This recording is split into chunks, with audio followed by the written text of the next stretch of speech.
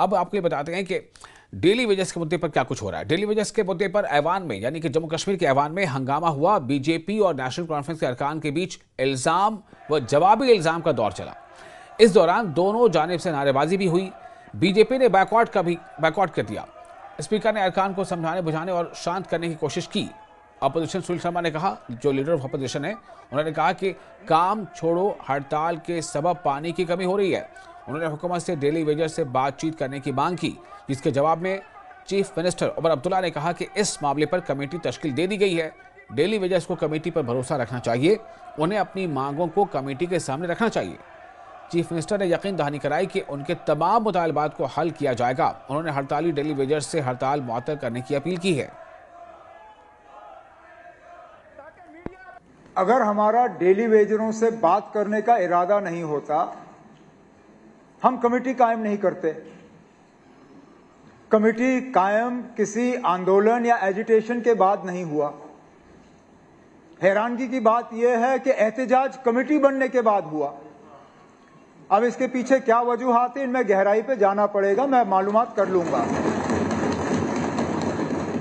अब opposition benches के तरफ से नारा आया कि डेली वेजरों के साथ इंसाफ करो, यही कहा आप लोगों ने? नहीं, आपने इंसाफ भी कहा। एक ना, मैं इंसाफ की बात आपने आपने इंसाफ की बात की। जम्मू कश्मीर के वजीर आला की हैसियत से उन तमाम डेली वेजरों से गुजारिश करता हूं कि हमने कमेटी बिठाई है। कमेटी जनाब चीफ सेक्रेटरी साहब की निगरानी में, उसमें तमाम सीनियर अफसर हैं।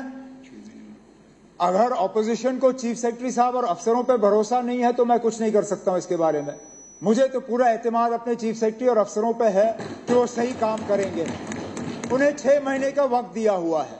मैं इन तमाम डेली वेजर जो हड़ताल पर बैठे हुए हैं उनसे गुजारिश करता हूं कि मेहरबानी करके हड़ताल तोड़ के उठें। जैसे ही कमेटी का काम शुरू हो जाता है, वो चीफ सेक्रेटरी साहब और बाकी अफसरों के साथ मिलकर अपनी डिमांड्स उनके सामने रखें। उनके डिमांड्स पे गौर करके जो कमेटी की रिकमेंडेशन होगी, गवर्नमेंट उस पर काम करेगी, ताकि मीडिया आपको कवर करे। नहीं कवरेज होगी, 10 साल का हिसाब आपको देना होगा। डेली वेजरों को 10 साल आपकी हुकूमत थी, क्यों नहीं पता किया? हमने आते साथ 4-5 महीने के अंदर से कमेटी बना दी। हंगामा हुआ, आप देख रहे हैं हंगामे की तस्वीरें। जिस वक्त हंगामा हुआ था, अब से कुछ देर पहले की तस्वीरें हैं। ऐवान में इल्जाम व जवाबी इल्जाम का दौर रहा। ऐवान के अंदर नारेबाजी हुई और जवाबी नारेबाजी भी हुई। बीजेपी के अरकान ने वॉकआउट कर दिया। मामले पर कमेटी तश्कील दी गई है। सीएम ने इस बात को कहा। डेली वेजर से हड़ताल खत्म करने की सीएम ने अपील की है।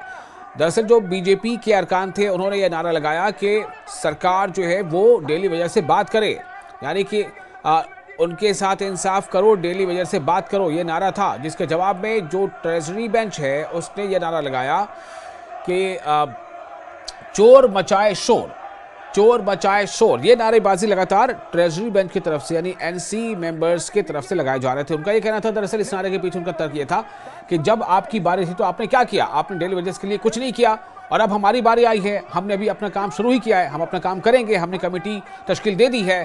तो इस पर अगर आपका ये वावेला मचाना जो है बेकार है, आप बिल्कुल वैसे ही हैं जैसे चोर मचाए शोर। ये ट्रेजरी बेंच की तरफ से तर्क दिया गया। जबकि बीजेपी का तर्क ये था कि सरकार खामोश क्यों है, यानी सरकार डेली वेजर से बात क्यों नहीं कर रही है।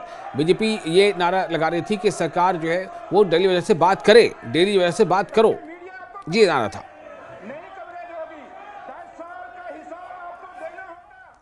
आगे बढ़ते हैं।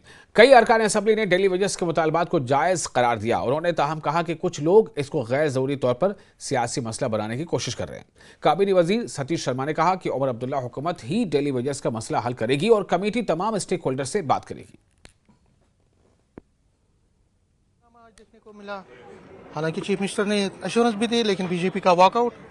अब हैरानी की बात है, बीजेपी वाले और सबसे ज्यादा जो चिल्ला रहे थे वो थे शाहबलाल शर्मा जी। वो पीएचई के मिनिस्टर हैं, तबाही उनने की। उसके बाद जो कोई कसर थी वो बीजेपी वालों ने इस 7-8 बरसों में किया, कुछ नहीं किया। अगर हम जिस तरह ऑनरेबल चीफ मिनिस्टर साहब ने कहा, अगर हम सीरियस नहीं होते तो हम कमेटी कभी नहीं बनाते। कमेटी बनाई है इसी के लिए कि ताकि इनका जो मसाइल है वो हम हल करें, और हम करेंगे भी। जिस तरीके से एक चैनल, जिस तरह मैंने कल भी बोला, चैनल है बैकडोर पे हो रहा है और एक कमेटी बनी है, वो मिले कमेटी के साथ, उसी के साथ फिर डिसाइड हो जाएगा। मतलब अश्योरेंस आपकी पूरी है कि उनके बिल्कुल मसले हल, assurance। क्योंकि देखिए डेली वेजर्स कह रहे हैं कि कमेटियां बहुत बनी हैं और हमने भी रिपोर्ट किया कई कई सालों से इनकी कमेटियां बनी हैं, कमेटियां कहाँ गई, फिर उनकी रिकमेंडेशंस कहाँ गई वो भी पता नहीं चलता। आप मुझे लास्ट बताइए कमेटी इनकी कब बनी, पिछले 10 साल से क्या हुआ? कुछ हुआ किसी भी तरीके से? हमारा सीरियसनेस ये है कि 4 महीने के अंदर अंदर हमने कमेटी बनाई, 4 महीने के अंदर अंदर एक हाई पावर्ड जो कमेटी है जिसमें चीफ सेक्रेटरी है वो इस पे डिसाइड करेंगे। Chief minister in the floor of the house कह रहे हैं मैं इसको करूंगा। 10 साल के बाद हम लोग ही इनके लिए किसी न तो किसी तरीके से इनको मदद कर रहे हैं। अब आप देखिए पिछले 10 साल से कहीं इनका प्रोटेस्ट हो रहा था क्योंकि इनको बात करने की इजाजत नहीं थी। हम लोग इनको इजाजत दे रहे हैं, हम इनका काम भी करेंगे, बट थोड़ा सा वक्त दीजिए। क्या चाहते हैं आप? क्योंकि आप, मुझे याद है आप तो हमेशा डेली वेजर्स की बात करते हैं, आशा वर्कर्स की बात करते हैं। ये मुझे बताइए कब हमने इस ऐवान में ये सवाल उठाया नहीं। डेली वेजर्स का सवाल एक इंसानी सवाल है और उनके रोजगार का सवाल है, उनके फ्यूचर का सवाल है, उनकी मांग जायज़ है। सरकार ने फैसला किया कमेटी बनाएंगे सीनियर ऑफिसर्स पर मुश्तमिल जो बातचीत कर लेंगे डेली वेजर्स के साथ, कैजुअल लेबर्स के साथ, और जो भी नीड बेस्ड है, जो भी इस जुमरे में आने वाले हमारे भाई बहन हैं उनके नुमाइंदों के साथ बात कर लेंगे, रास्ता ढूंढेंगे और 6 महीने के अंदर, जैसा कि चीफ मिनिस्टर साहब ने कहा, 6 महीने के अंदर जवाब देंगे, अपनी सिफारिशात पेश कर लेंगे। ये मेरे ख्याल में अब आज के दिन फिर सवाल उठा, अच्छी बात है, सवाल उठना चाहिए, ये हाउस इसीलिए है, लेकिन हमें इसको सियासी रंगत, वही मैं पूछा क्या सियासत की नजर हो रहा है? डेली वेजर्स का इशू सियासत की नजर हो रहा है? ये दर्द का है सवाल, ये दुख का सवाल है, उनकी बेरोजगारी का सवाल है, उनकी गुर्बत लाचारी का सवाल है। मेरी नज़र में अपील है मेरी हर एक मेंबर से, ऑनरेबल मेंबर से, हमें उसी ऐनक से इस सवाल को देखना चाहिए और हमें उनकी दुख को समझकर रास्ता ढूंढना चाहिए। सियासत की नज़र ना हो जाए, हमारे आवाम के दुख दर्द, बहुत सारी मुश्किलातें कितने जोड़ूं, चाहे वो सड़क के मुतल्लिक हो, हॉस्पिटल हेल्थ के मुतल्लिक हो, डिलीवरियों के मुतल्लिक, खासकर PHE के डिलीवरी जिस पर आज और चीफ मिनिस्टर ने कमेटी बनाई, उसमें अनपेड है और पेड है। मेरी कॉन्स्टिट्यूंसी में बहुत सारे हैं जो पेड है और अनपेड भी हैं जिनको अभी कुछ भी नहीं मिला है।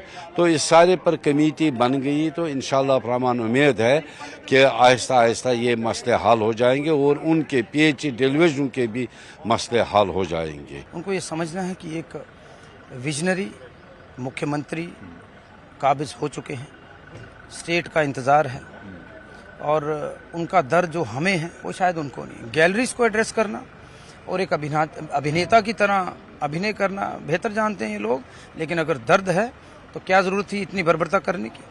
लॉ एंड ऑर्डर आपके पास है, पुलिस आपके कंट्रोल में। ऐसे तो आप कहते हो कि हमारे बिना ट्रांसफर्स नहीं होंगी।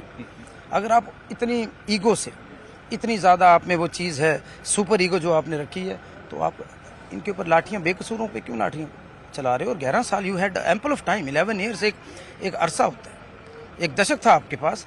आज उन लोगों को प्रवोक कर कर आप लाठियाँ भी आपके लोग मार रहे हैं, तो ये बहुत बुरी बात है, गुरेज करना चाहिए। मुख्यमंत्री साहब ने एक कमेटी का गठन किया है, टेबल पे ये लोग भी आए जो अपोजिशन के हैं, ट्रेजरी बेंचेस भी हों और स्टेक होल्डर सबको बिठाकर इसका बीच का रास्ता निकालना है, क्योंकि दशकों से ये बड़ी जेन्युइन सी डिमांड है। मुझे उम्मीद है कि प्रधानमंत्री साहब और मुख्यमंत्री साहब में जो बात हुई वो पक्का मंजूर करेंगे और उसको मानेंगे और हमें स्टेट वापस मिलेगी। और डेली वेजेस का मसला, रहबरे खेल का मसला, NYCs का मसला, बेरोजगारी है, नशे के खिलाफ लड़ाई है, हमारी विरोधी ताकतें जो दुश्मन मुल्क हमारे आगे पीछे खड़े हैं, अगर उनसे लड़ना है तो हमें पहले अपना घर, it should be in order. और मुझे उम्मीद है कि जो कमेटी बनी है 4-6 महीनों में कोई अच्छा फैसला निकल कर आए। डिलीवरीज को आप अपील करते हैं कि वो अपनी जो है और सियासत में ना आए। वो देखो, वो बेचारे परेशान लोग हैं दशकों से। आज उनको एक तरफ आप प्रवोक करते हो, दूसरी तरफ आप उनको लाठियां मरवाते हो। Police is in your control ना, हमारे कंट्रोल में होती तो हम बताते इनको। You have to understand what home means and what are the directions passed by the people who are at helm of affairs. लेकिन still बहुत मजबूत कंधे हैं हमारे मुख्यमंत्री साहब के, हम उनके सिपाही हैं। हम इन लोगों के लिए सही फोरम पर लड़ेंगे और इनको हक देंगे।